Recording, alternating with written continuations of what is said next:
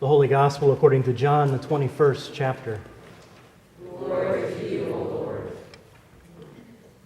After he appeared to his followers in Jerusalem, Jesus showed himself again to the disciples by the Sea of Tiberias, and he showed himself in this way. Gathered there together were Simon Peter, Thomas called the twin, Nathanael of Cana in Galilee, the sons of Zebedee, and two others of his disciples.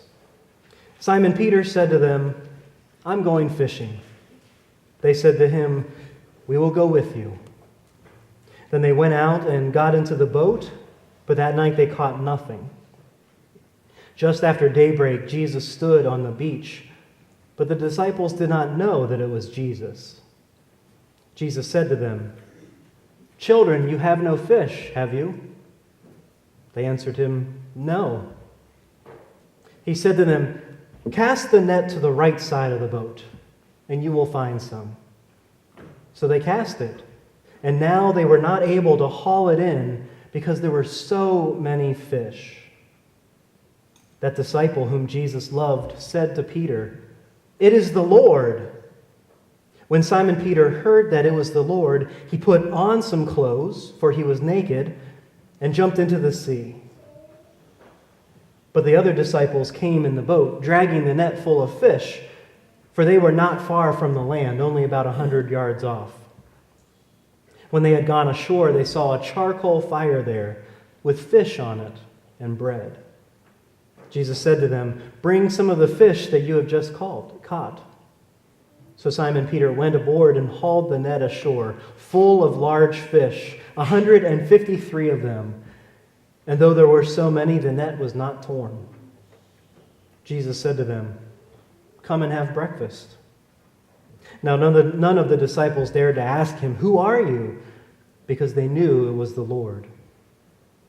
Jesus came and took the bread and gave it to them, and did the same with the fish. This was now the third time that Jesus had appeared to the disciples after he was raised from the dead. When they had finished breakfast, Jesus said to Simon Peter, "Simon, son of John, do you love me more than these?" He said to him, "Yes, Lord, you know that I love you." Jesus said to him, "Feed my lambs." A second time he said to him, "Simon, son of John, do you love me?" He said to him, "Yes, Lord, you know that I love you." Jesus said to him, "Tend my sheep." He said to him a third time, "Simon, son of John, do you love me?" Peter felt hurt because he said to him the third time, "Do you love me?" And he said to him, "Lord, you know everything. You know that I love you." Jesus said to him, "Feed my sheep. Very truly I tell you, when you were younger, you used to fasten your own belt and to go wherever you wished. But when you grow old, you will stretch out your hands, and someone else will fasten a belt around you and take you where you do not wish to go." He said this to indicate the kind of death by which he would glorify God. After this, Jesus said to him, "Follow me." The Gospel of the Lord. Praise to you, O Christ.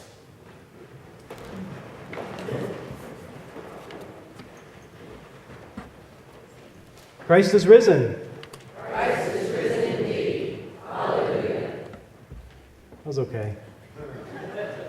You all were much better on Easter at doing that. But I get it. It's been like a whole 2 weeks since Easter. And so this Easter energy and this excitement has certainly begun to wane a bit. The palm cross that we had in the sanctuary got too droopy and already had to be disassembled and put away for next year. Those lilies we had everywhere, you came in this morning, all the white flowers were brown. So we had to put those away, and those flowers can't decorate our sanctuary any longer, which my allergies certainly appreciate.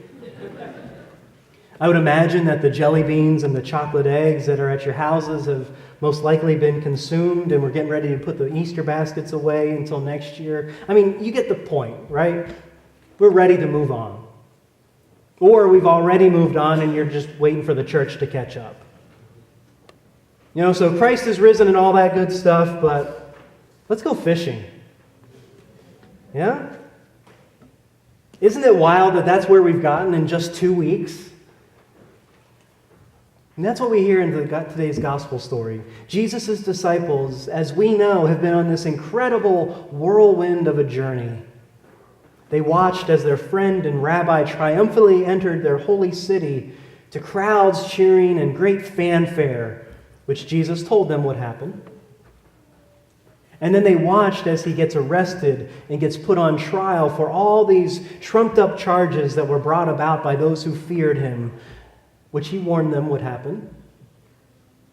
And then they watched as Jesus was crucified, hung on that cross next to 2 criminals, and died, which he warned them would happen. And then they heard, and then they went to see for themselves that this tomb where Jesus had been laid was empty, which he warned them would happen. And then they finally experienced Jesus show up out of nowhere twice as they were hiding away behind locked doors, as he warned them would happen. And after all of that stuff, after that whole journey, all these incredible things that happened, what do? Go fishing. Now, I know for a fact that there are a good handful of people in this church who I could call up on the phone, and by just saying, hey, let's go fishing, you would drop everything you were doing, and we would go down to the water.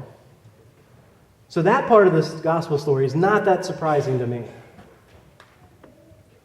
But for these disciples, Simon Peter's invitation to go fishing was less about this recreational getaway and more about Peter saying, I'm going back to work. And not like the work of being a disciple, that follower of Jesus, as he had been called, but this was going back to be the fisherman that he was, the thing from which he had been called when he first met Jesus.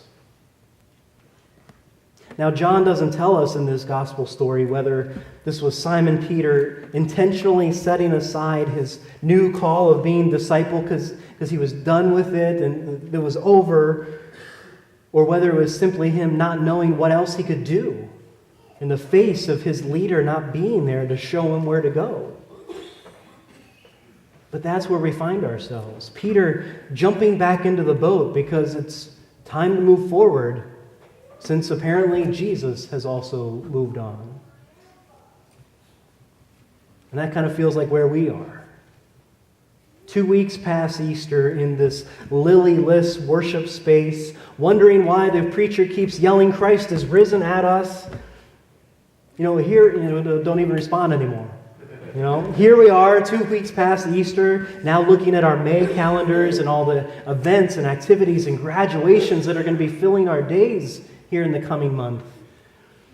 Here we are, 2 weeks past Easter, well past our spring breaks, if we even got one, and thinking about getting into our gardens and our fields and waiting for summer to arrive and hoping it doesn't come too soon, and wondering if we even have the brain capacity to think about what this Easter good news means to us in the midst of all of this busyness of our lives. We don't have the privilege of sitting in this Easter good news for very long, because eventually we have to go back to work.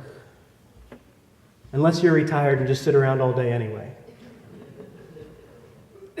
But really, what do we do with this good news? Well, I think Simon Peter gives us a good idea of what we do with it, because I do think we are called to go back to work, to go back to our regular world, our regular routine, with this resurrection knowledge living in our bones. But we need to be careful that we don't become too much like Simon Peter, right? For one thing, most of us don't need to be lying around naked in a boat while our buddies are out fishing. That's generally a guarantee to never get invited to fish with them again. Not that I know that. But for another thing, Peter seems to forget who Jesus is already, after having just seen him twice in these few days since he's risen from the dead. It took another disciple in that boat to recognize who Jesus was on the shore before Peter realized that it was Jesus. So there's part of us that thinks, we don't want to be like Simon. But I think those two things need some exploration. First, this nakedness thing. Because on top of him just lying around naked in a boat, apparently, when Simon Peter realizes that it's Jesus who's on the shore calling out to them, what's he do? Puts on clothes and jumps into the water to go see him. Am I the only one that thinks that's weird? Why would he do that? But maybe John's gospel tells us the answer. Who remembers how John's gospel starts? What are the first words that he writes?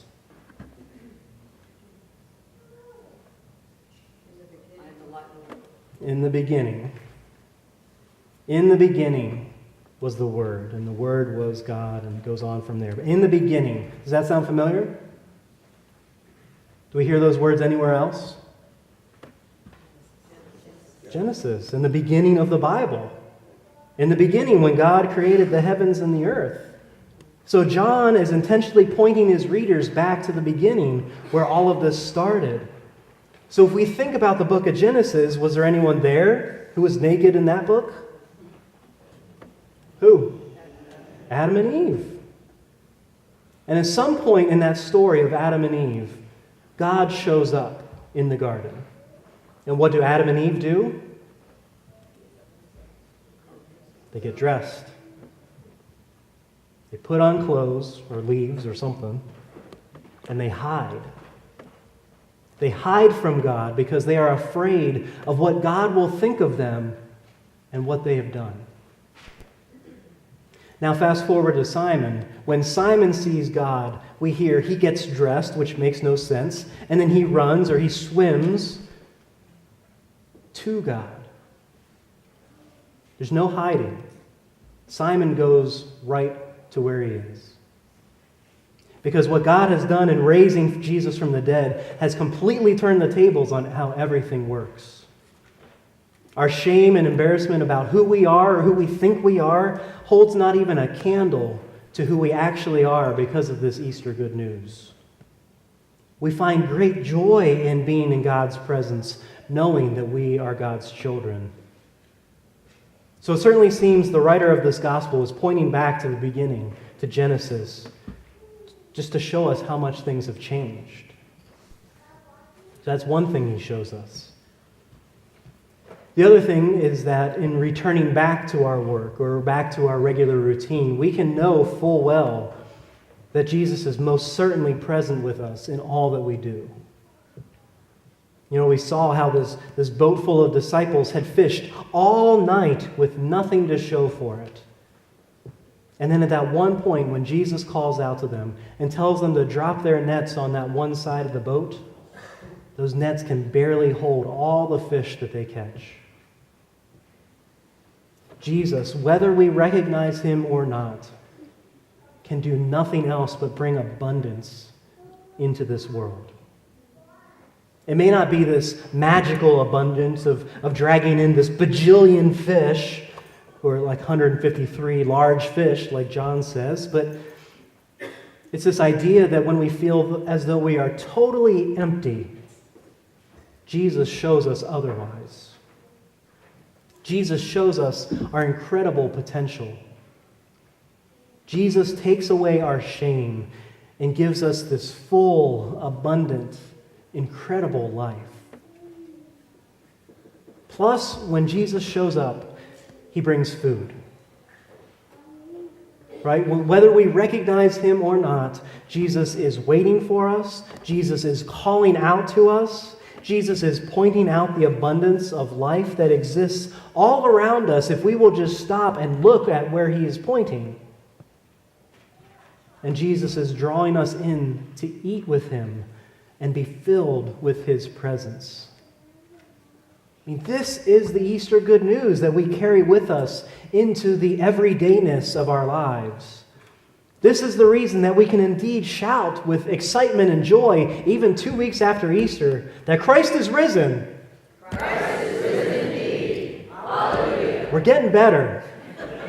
We're getting better. Christ is here. Christ is risen. Christ is with us. And Christ is inviting us out into the world to be with Him and to share this good news. And if you need some sustenance for the way, Christ is inviting you to His table where He feeds us each and every day, each and every week when we gather together. So may you come and eat and be filled. Happy Easter. Amen.